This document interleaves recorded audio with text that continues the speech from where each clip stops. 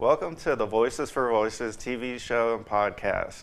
I am your host, founder and executive director of Voices for Voices, Justin Allen Hayes.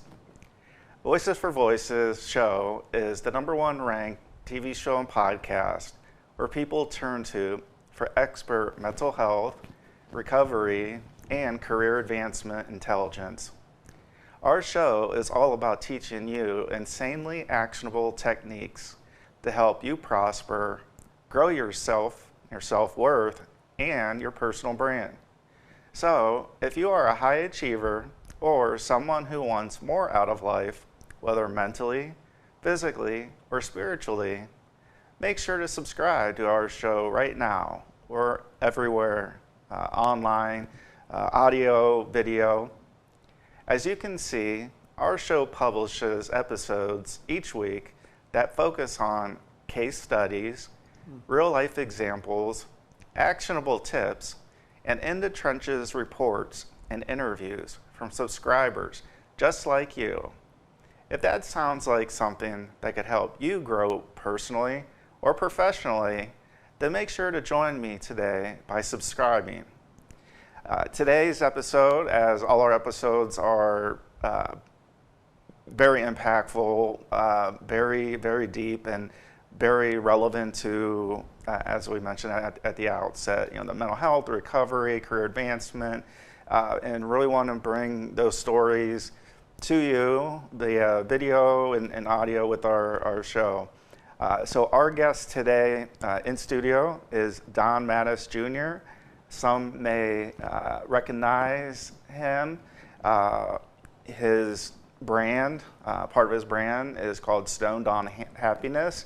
So not talking about stoned on marijuana and substances, but wanting to be actually so deeply involved with recovery and to be happy. As we know, there's so much divisiveness in the world today.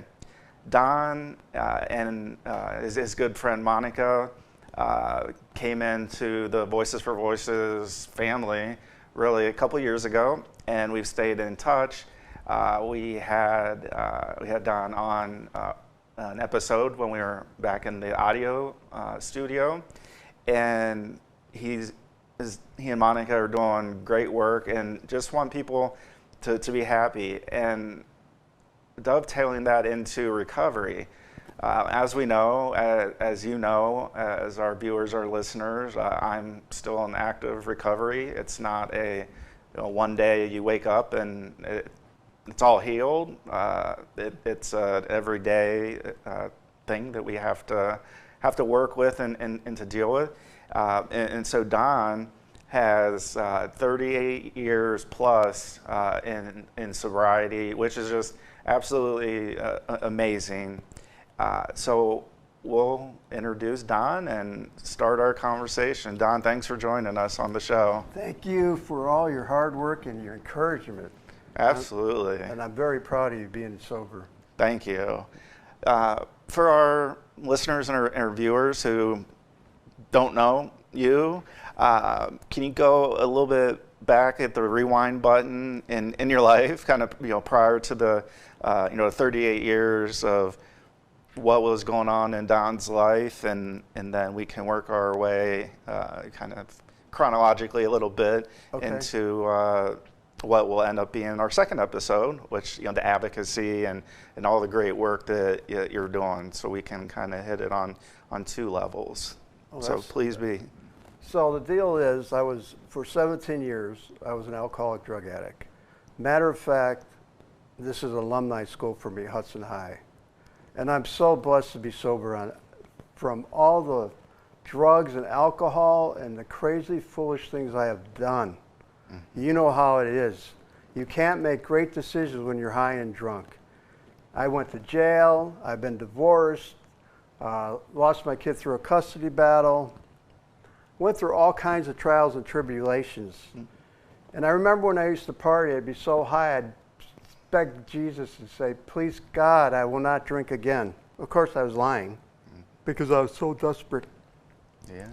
So you want me to talk about my conversion?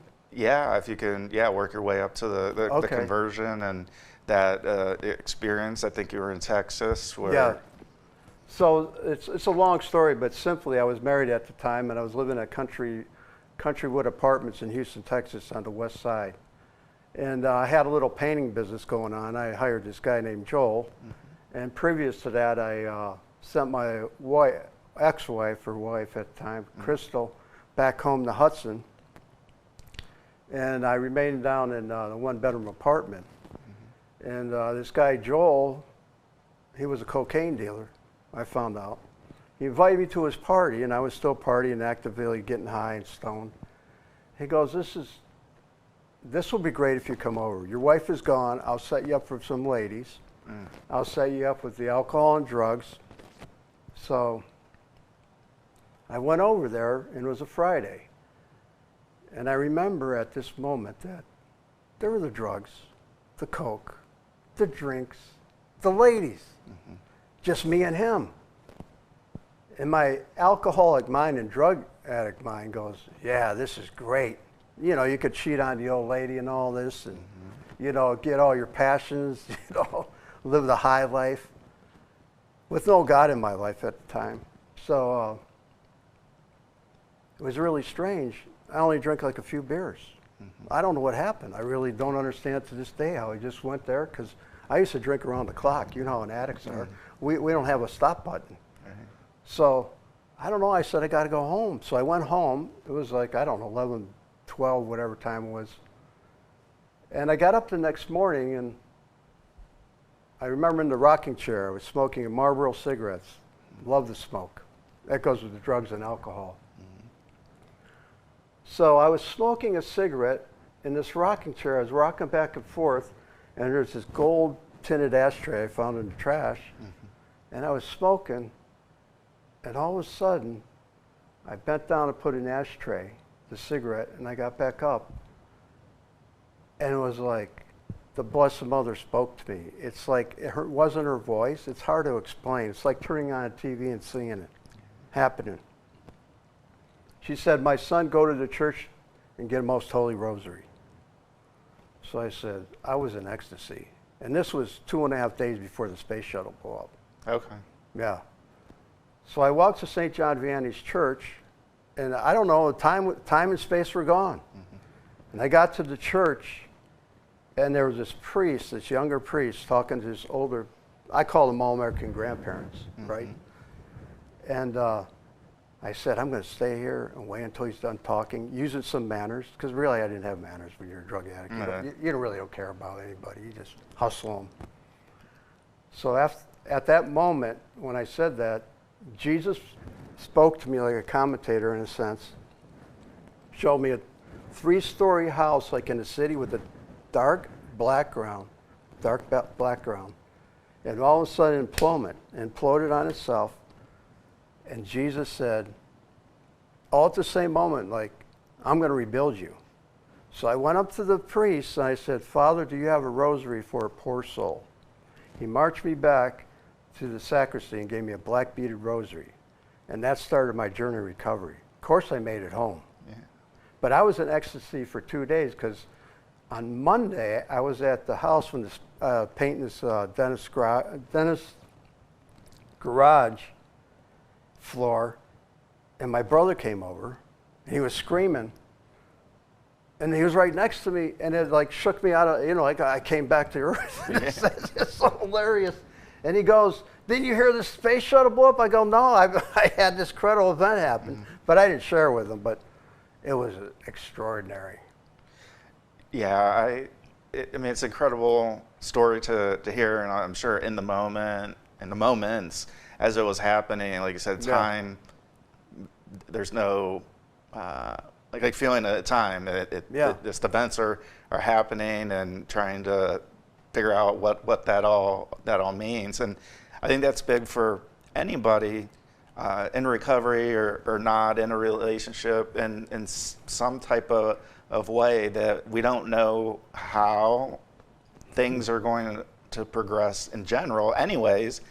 But as far as what's next in our life and how that intervention and where that's going to come from, and I think the big thing what I'm hearing from you is that you were open to it. So as in those, drug and substance abuse times, that this event was able to cut through all that to you.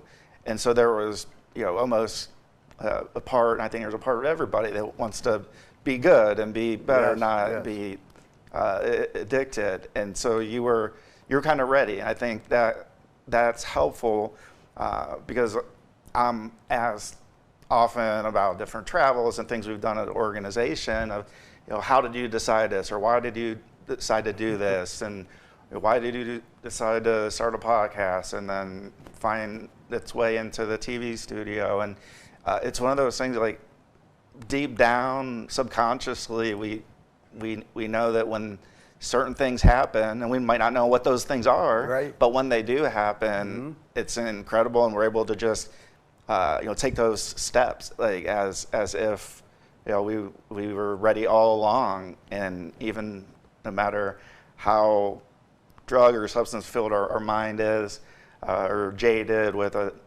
politics or what have you, that when something cuts through to the core, then you start finding kind of your true self, which is where I think you were starting to get to at that point. You were at those kind of infant stages like I was 7 years ago. Right. Yeah.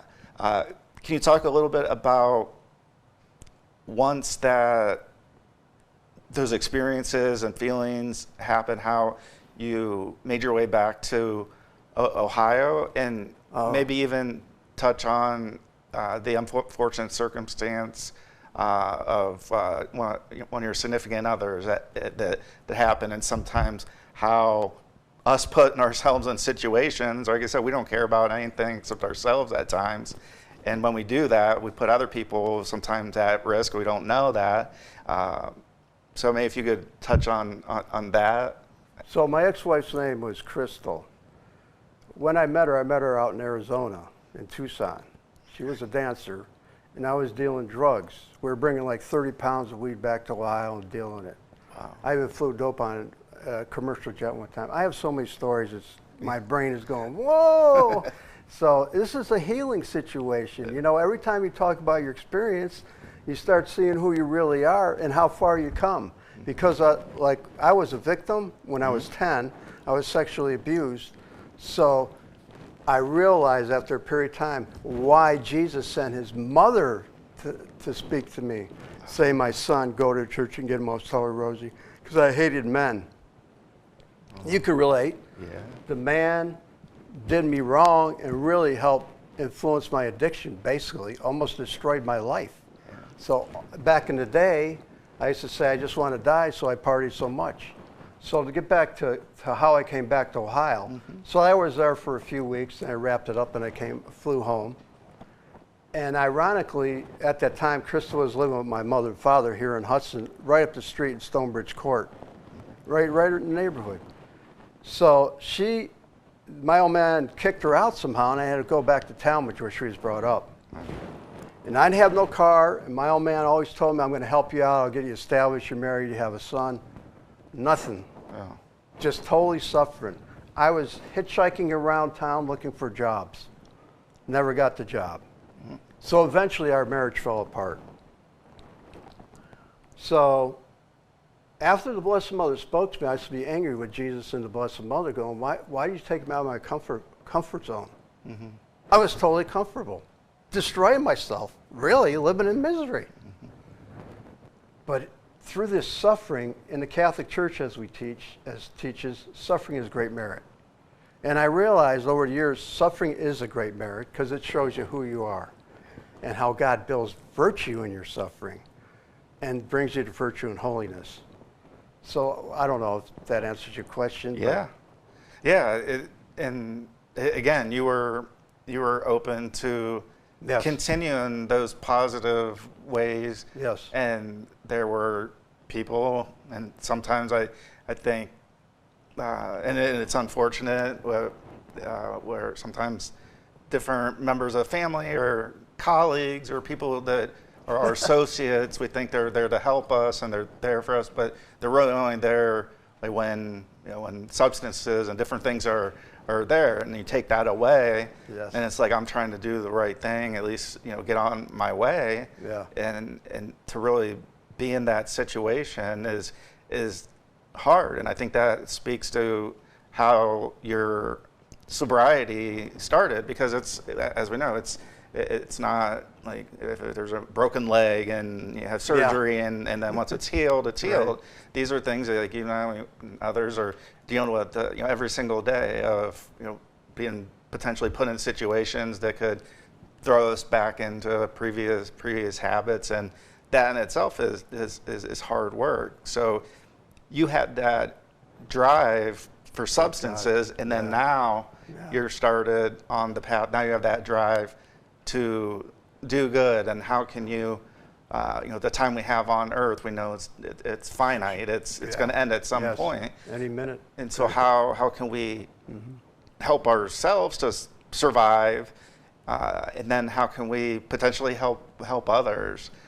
Where do you think that came from for you? Just as that progression. I think back in the day when I was really young, God gave me a special heart, I guess, because I always reached out to the deaf, the blind in my neighborhood. I grew up on the west side of Cleveland part of my life. So I always had affinity, compassion, empathy for other people. Mm-hmm. But the way I treated myself was totally a nightmare. Yeah. It's like contrast is like black and white, like, wow. But I always love people. I love learning from people. I have a great attitude about people. I can learn from anybody. And there's a lot of people that came in my life that God will send in your recovery unexpectedly. It could be a little situation where you talk to a kid and God speaks right through them to keep you encouraged. Because no matter if I'm 38 years sober, I still need courage to continue on. Because it's a hard terminal illness. You could switch off in 1 second and I could be totally high and lose all that sobriety. And I've met many people on the journey that have 20 years, 25 years. But I think the suffering, to get back to that, helped me grow in virtue and gave me the strength that I needed, that Jesus knew I would need down the road for 38 years. And I have suffered a lot of tragedy like everybody else has a cross to carry.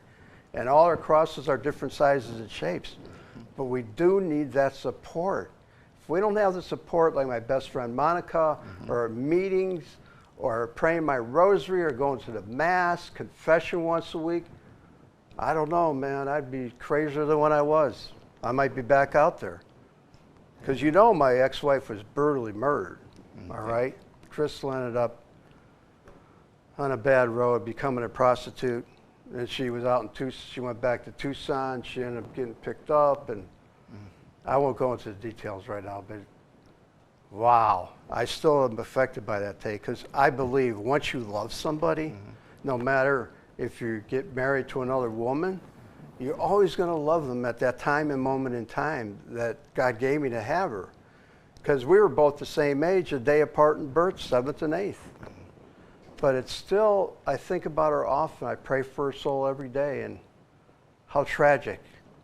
And that's just one example of, as you said, it's traumatic, and like recovery, those situations, those feelings pop up at different times, and sometimes we don't know, like, why am I feeling like this? Why am I in this rut? And then we might think about different situations, and then we might look to society or to the internet and say, why is this going on? Why am I feeling this way? And we're looking for some type of validation, because in a way we don't want to deal with it. We don't want to be in, I can't have post-traumatic stress syndrome, or it's really post-traumatic stress disease, and not change the terminology, because it is a disease, and at certain times, and we just wrapped up the 4th of July recently,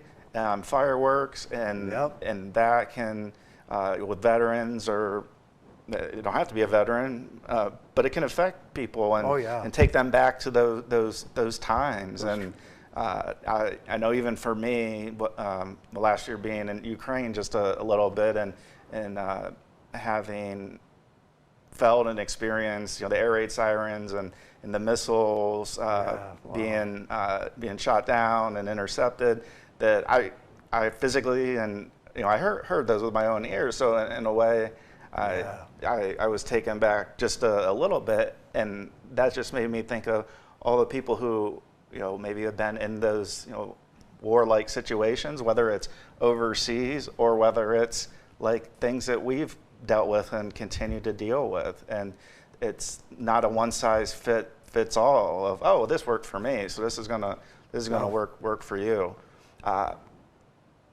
Let's talk just, we're getting towards the end of our time for this episode. Yes. Everybody watching, listening, tune in next week for part 2 of our conversation with Don. But maybe we can kind of tease the next episode of how Jester for Jesus, Stoned on Happiness, how that came to be just from a thought in your head and just thinking of ways, because we think of like a marketing and branding of, let's try to do something that's different, because we all at some point have different struggles along the way. So how do we cut through, that those experiences and everybody's got the megaphone and microphone now with social media and able to, it's just who's got the bigger microphone and megaphone at a given time. Right. So if you could just briefly talk about how, just in your mind, that came to be, and then our next episode we'll talk more about that advocacy that you're doing since that shift, positive shift, and Yes. kind of look at it, it's like the second step. So the first step was getting sober and that, and then continuing on, it's like, okay, what else can I do? So here's the deal. God works in mysterious ways, right? So I always pray and basically talk to God all day long. It's prayer. And I go, Jesus, what do you want me to do next? You put me on this journey. You helped me suffer through homelessness, living in a van for you, been through all these crazy experiences. And I go, what's next? He works through hats. One day I went to Mark's years ago when the Cavs were jamming at the, what is that place? The Coliseum? No, the other, Q. Oh, yeah. So I went there and I bought this Uncle Sam hat. Okay. And eventually it led me to be Uncle Sam at the Q. See? And God was preparing me to handle media and getting pictures from all over the world, people taking pictures. I'll show you a picture next session. Then, on my birthday, I think it was 10 or 12 years ago, or maybe a little less, a girl named Susie I knew from high school gave me this hat for my birthday, and I decided to wear pins. Uh-huh. And I came up with Stone on Happiness because the stone, the church is built on a rock, which is Peter. So you stand on the stone with the church, the rock, right? So all my recovery is with the Catholic Church, the sacramental life. So I just started adding pins, and then I don't know really how I ever came up with Jester for Jesus, because Jester for Jesus is a fool. Like in the courts, back in the medieval times, the jester was a confidant of the king and queen, but he entertained people. But my life, I love giving happiness to people. I just love bringing joy to the world because we need it now and forever. Yes. And affirmation is the key. We must affirm each other and be not afraid. And if you're drinking or getting high, ask God, ask Jesus to help you out of that situation. And I'm telling you, he will. Maybe not today, but maybe tomorrow. And it will happen in such a strange moment. You'll wake up like a sunny day at the beach. Yeah, and I think the key is be open for that. We don't know when those moments, how they're going to happen, how they're going to come into our lives, and what those next steps are. And that's one thing I've learned, kind of the rock bottom for me is I had to accept that there were things with me mentally that I was going to have to deal with the rest of my life. And it took 37 years to, obviously when we're growing up, we don't know exactly what's going on, Right. but it took till age 37 to say, okay, I can't do everything myself. Oh, it Google can't Right. tell me what to do, that I need help, and I need to go to that extra step, and if that means taking medication and not drinking, which is where was my comfort zone, to get to the point that we step out of our comfort zone, and then we realize, wow, I have all this energy, I have all this time, what should I do with it? And to your point of, at a young age, you were helping people, and whether it was once this week and then a month or two later, but when those moments came, you were there, and you didn't even think twice. Like, oh, should I open this door, or should I help this person across the street? Right. Whatever that may be. But Right. when you're in that situation, those things, you were accepting that and saying, okay, I'm just going to do it. I'm not going to think. And I think that's the beautiful part of where you and I are at. Yes. We're trying to use force multipliers, like this show, this organization, your branding, to uplift as many people as possible. So Don, thank you for joining us on this episode. Thank you so much. Yeah, I'm glad to have you. And, Yes. thank you for joining us, our viewers, our listeners, and be sure to tune in next week for part 2 of our conversation with Don. So until next time, I am Justin Allen Hayes, founder and executive director of Voices for Voices, and please be a voice for you or somebody in need.